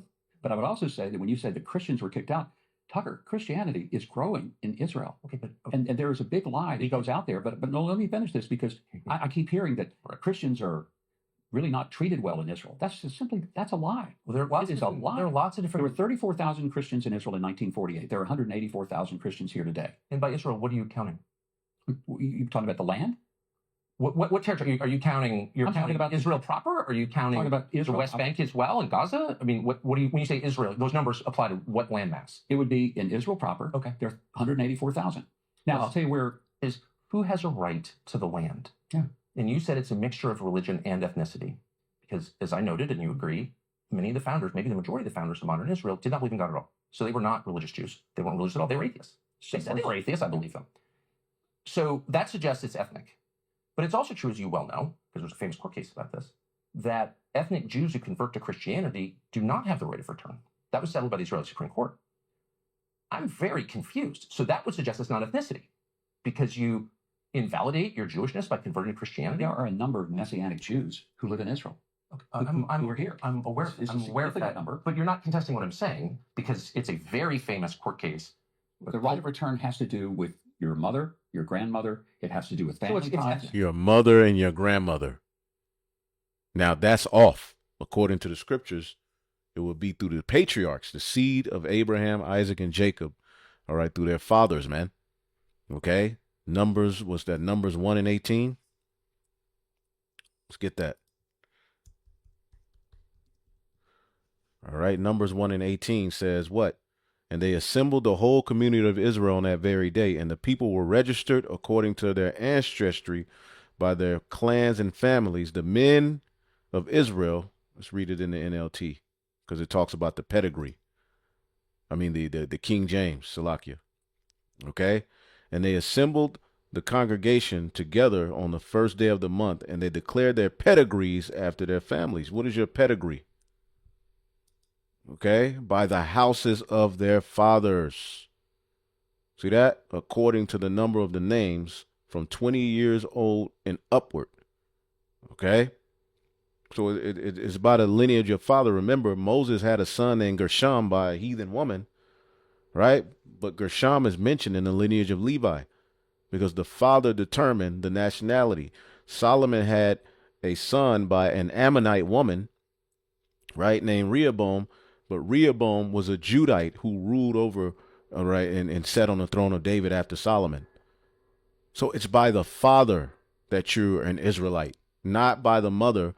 And that's how King Herod, all right, whose father was Antipater of Idumea, so they were Edomites for sure, but I believe there were small hats as well.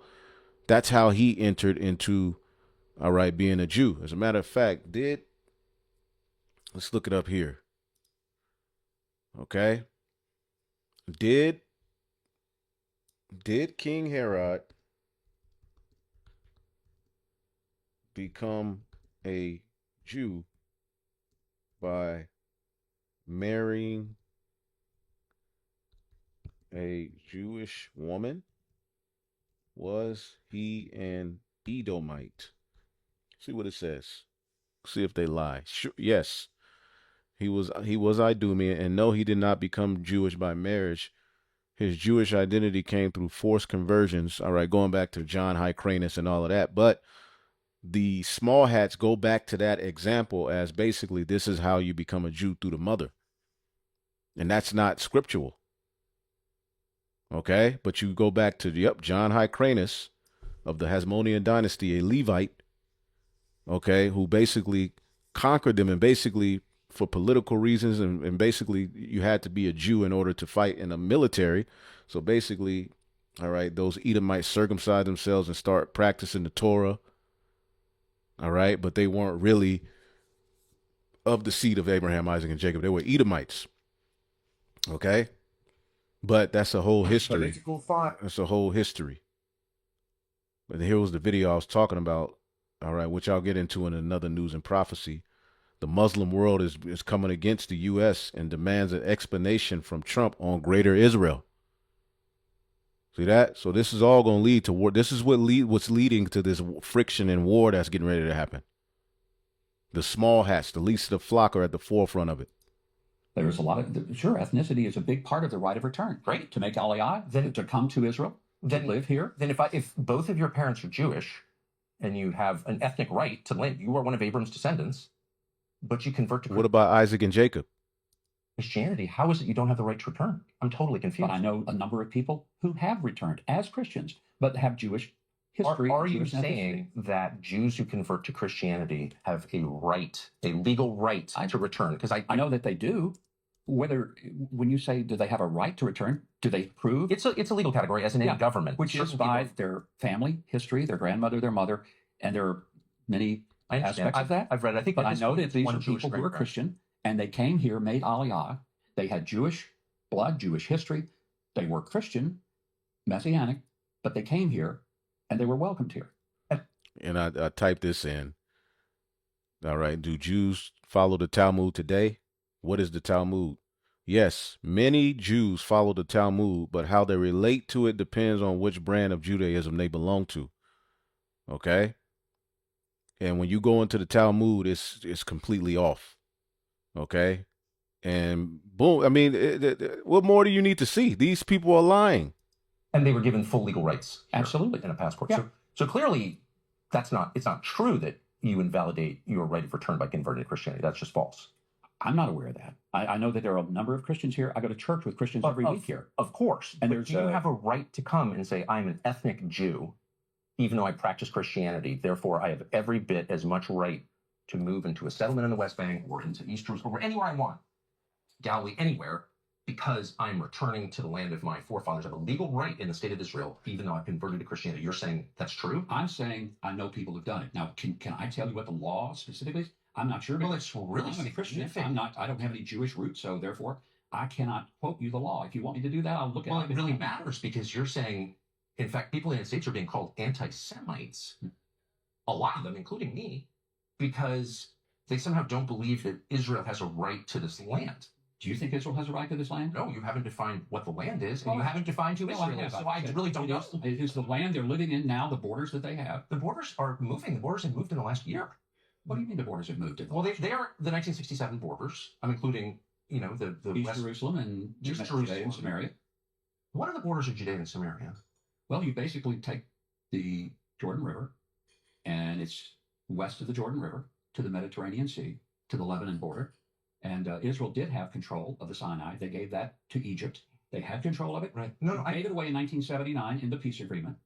But okay, so whatever you call it, the land that was taken from Jordan in 1967, you call it Judea and Samaria. There's a significance to that I don't fully understand. I'm against it. It's the biblical. It's the biblical. 80% of the Bible happened in Judea and Samaria. But we've also established that the Bible gives Jews the right to occupy the land from the Nile to the Euphrates. So I'm very confused by why we've shrunk the land and why Israel has shrunk the land. They have made that decision. That's why they gave away. Now's the point for the real question. Abram's descendants are the ones who have the right to have this land, correct? Yes. Okay. Why don't we do genetic testing on everybody in the land and find out who Abram's descendants are? It's really simple. We've cracked the human genome. We can do that. Why don't we do that? Would you be against doing that? I have no idea what that would prove. I mean, we don't need DNA testing, but this is their science. So why haven't they done it to prove it if they really are? It would be. What do you mean? It would prove who Abram's descendants are and who has a right to live here and who doesn't, according to the theology that you yourself just explained. And so I'm very confused as to why we don't do that. If you believe the theology that you've just explained to me, would we do that all over the world? Well, this is the only country in the world that you've said has this covenant with God, that this people have a moral and legal right to the land. What about people who convert to Judaism? Would they have a right? Well, you've just said all over the place. Judaism, so you just told they can make aliyah. They may not have. You've just DNA. told me that it doesn't matter. You told me moments ago, trying to keep track, that it doesn't matter whether or not you believe in God or whether or not you practice Torah Judaism or Rabbinic Judaism, which is something else that I don't even know if we should, I don't even know what that means. But it doesn't matter whether you're, quote, a religious Jew or not. What matters is that you are part of the Jewish people to whom God gave this land that extends from the Nile to the Euphrates. And so if you believe that, wouldn't you want to know with a burning passion who those people are? And because of science, we can now know who those people are. So why aren't we finding out? I guess you could propose a DNA test for everybody who comes here, everybody who lives here. But the I'm comfortable with secular nation states where it's none of this is done on the basis of blood. I'm uncomfortable with that. I'll just say that. But there are people who may not have bloodlines, but who have converted to Judaism. So it's just a bunch of confusion, all right? Deuteronomy 33 and 29. Happy art thou, O Israel, who is like unto thee, O people saved by the Lord, the shield of thy help, and who is the sword of thine excellency. And all thine enemies shall be found liars unto thee, and thou shalt tread upon their high places, man. Okay? The man of sin is being revealed, man. Okay? And this would have to happen before the end. 2 Thessalonians 2 and 3. All right? Let no man deceive you by any means, for that day shall not come, except there come a falling away first, and that man of sin be revealed, the son of perdition. See that? Who opposeth and exalteth himself above all that is called God or that is worship, so that he as God sitteth in the temple of God, showing himself that he is God. Let's look up this word temple, because we know he's trying to get inside of the elect with this technology, and through his science, he's opposing the Heavenly Father. But he's sitting in the temple, Nahos, used of the temple at Jerusalem. Okay?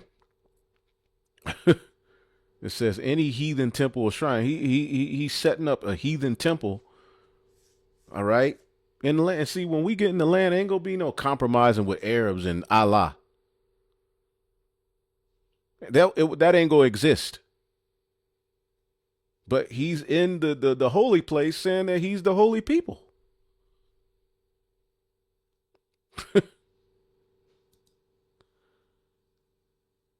So he opposed and exalted himself above all that is called God or that is worshipped, so that he as the Most High sitteth, or he has power. He represents the Most High, basically, sitteth in the temple of God, showing himself that he is God.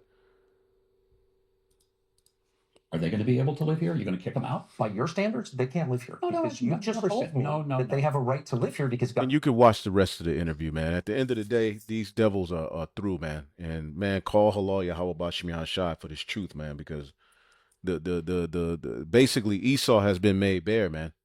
And there's nowhere for him to go, man. You've ultimately, and this is your own people exposing you.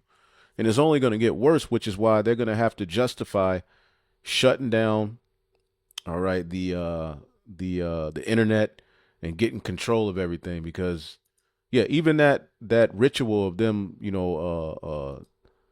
sucking the blood out of the baby's, penis, that goes back to the Talmud. Okay.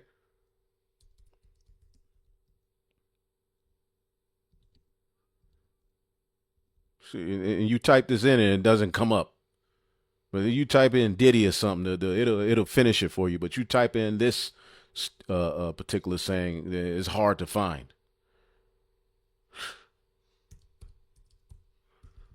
It's on here though. Okay, but they're not gonna bring it there. Yeah, there you go. There we go. Okay, this is what they're doing. 2 infant boys have gotten the herpes virus after they got circumcised. Now authorities, including the health department, are investigating this case.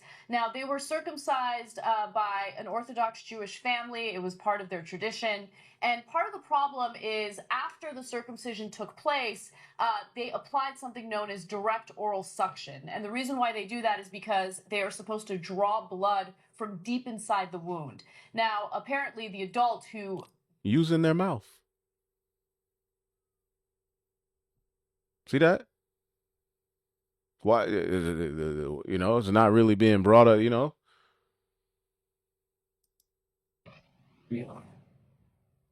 Disturbing allegations are surfacing in a very unexpected place. Suck the blood from the infant's penis after he cuts off the foreskin.